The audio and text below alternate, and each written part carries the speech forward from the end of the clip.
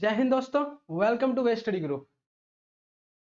Recently India और US ने conduct की 2+2 मीटिंग, जिसमें पार्ट लिया defence minister Rajnath Singh, external affairs minister S Jaishankar and उनके यूएस काउंटर पार्ट्स ने। और they have decided to sign BECA. BECA को साइन करने का डिसाइड हुआ, which is basic exchange and cooperation agreement for geospatial cooperation. जो चौथा और आखिरी पैक्ट होगा, मिलिट्री पैक्ट, जो इंडिया और यूएस से साइन करेगा। इससे पहले 3 पैक्ट साइन हो चुके हैं। बैका को जानने से पहले ये देख लेते हैं कि 2+2 मीटिंग्स कौन सी होती हैं। 2+2 मीटिंग्स फ्रेंड्स इंडिया कंडक्ट करता है 3 कंट्रीज के साथ। पहला है यूएसए, सेकेंड इज जापान और आखिरी है ऑस्ट्रेलिया। इन 3 कंट्री के साथ इंडिया 2+2 मीटिंग्स कंडक्ट करता है, जिसमें यूएसए और जापान के साथ हम कंडक्ट करते हैं मिनिस्टीरियल मीटिंग्स, मिनिस्टीरियल लेवल की, जहां पे हमारे मिनिस्टर्स जाते हैं। हमारे डिफेंस मिनिस्टर और एक्सटर्नल अफेयर्स मिनिस्टर मीटिंग्स में पार्ट लेते हैं।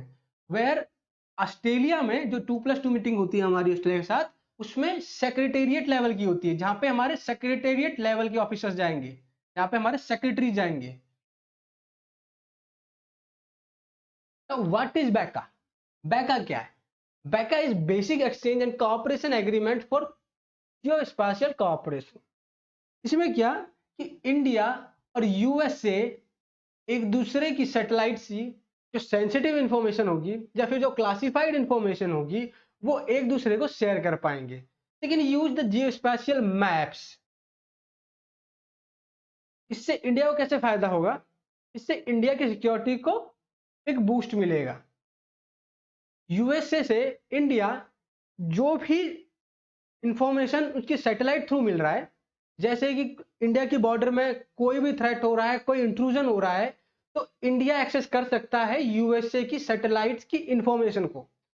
यूएसए के पास है जीपीएस, जो है ग्लोबल नेविगेशन सिस्टम, और इंडिया के पास है नाविक, जो है रीजनल नेविगेशन सिस्टम।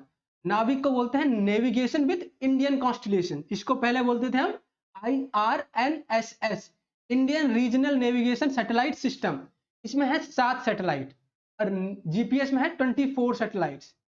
तो इंडिया को एक्सेस मिल जाएगा जो इंफॉर्मेशन ये सैटेलाइट्स देंगी। तो both countries can share sensitive information और क्लासिफाइड इंफॉर्मेशन जो उनको मिल रही है सैटेलाइट थ्रू। इंडिया को इससे फायदा होगा इस पे नजर रखने पे, चाइनीज वॉरशिप्स पे नजर रखने में, इंडियन ओशियन पे, इंडियन ओशियन की सिक्योरिटी पर, या फिर अपने खुद की बॉर्डर सिक्योरिटी पर।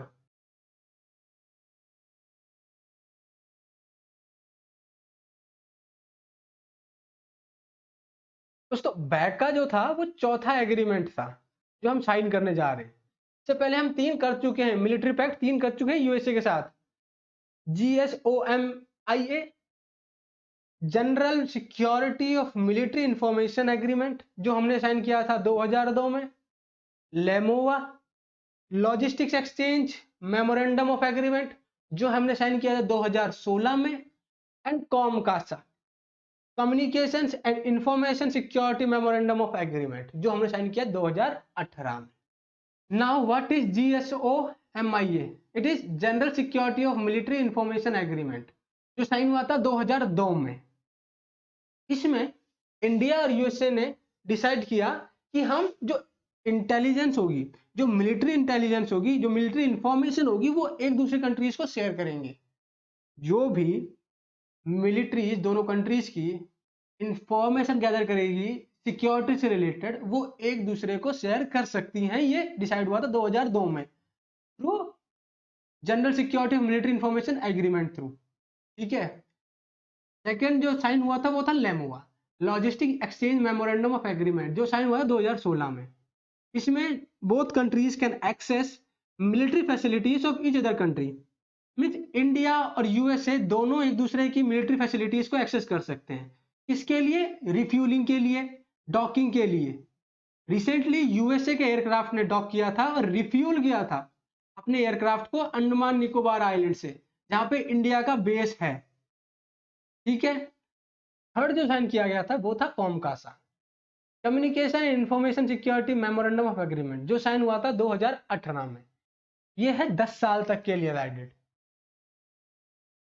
इस पैक्ट के थ्रू यूएस से जो भी इक्विपमेंट इंडिया को बेचेगा, जैसे कि इंडिया यूएसए से ले रहा है अपाचे हेलीकॉप्टर्स ले रहा है, चिनूक ले रहा है, F-15 एक्स गार्ड ले रहा है, एयरक्राफ्ट ले रहा है, पोसाइडन एयरक्राफ्ट ले रहा है, और जो भी इक्विपमेंट इंडिया यूएसए से खरीद रहा है, उन इक्विपमेंट्स के बीच में जो मिलिट्री इंफॉर्मेशन शेयरिंग होगा, मींस इंडिया अगर कम्युनिकेट करेगा उन इक्विपमेंट से, जैसे अपाचे से अगर इंडिया कम्युनिकेट करना चाहता है, तो उसकी जो सिक्योरिटी होगी, उस कम्युनिकेशन लाइन की जो सिक्योरिटी होगी, वो प्रोवाइड करेगा यूएसए। यह पैक्ट बोलता है कि यूएसए जो भी इक्विपमेंट इंडिया को बेच रहा है, उसकी जो कम्युनिकेशन लाइन होगी, इंडिया जो भी कम्युनिकेट करेगा वो हाईली सिक्योर्ड होना चाहिए, और वो प्रोवाइड करेगा यूएसए।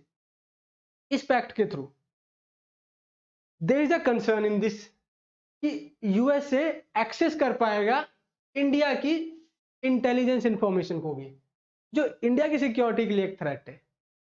ठीक है,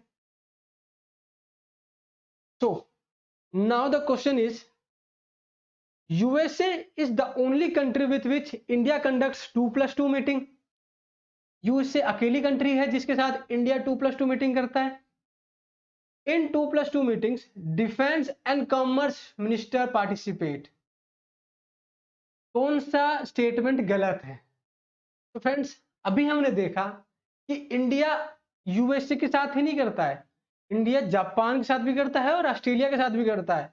बाकायदा इंडिया यूएसए और जापान के साथ मिनिस्टीरियल लेवल की 2+2 मीटिंग करता है, और ऑस्ट्रेलिया के साथ करता है सेक्रेटरीट लेवल की। तो पहला स्टेटमेंट गलत। सेकंड स्टेटमेंट क्या है? 2+2 मीटिंग इसमें डिफेंस और कॉमर्स मिनिस्टर बांट लेते हैं, गलत। इन 2+2 में डिफेंस रक्षा मंत्री और विदेश मंत्री एक्सटर्नल अफेयर्स मिनिस्टर, ये दोनों पार्टिसिपेट करते हैं। तो सही आंसर है इसका सी। इसमें पूछा था विच इज इनकरेक्ट, तो इसका आंसर है सी, बोथ आर इनकरेक्ट। तो ये था आज का टॉपिक बैका से रिलेटेड, जो इंडिया और यूएसए साइन करेंगे, जिससे इंडिया को एक्सेस मिल जाएगा यूएसए की सैटेलाइट से सेंसिटिव इंफॉर्मेशन लेने का। ठीक है फ्रेंड्स, तो मिलते हैं अगले लेक्चर में। धन्यवाद।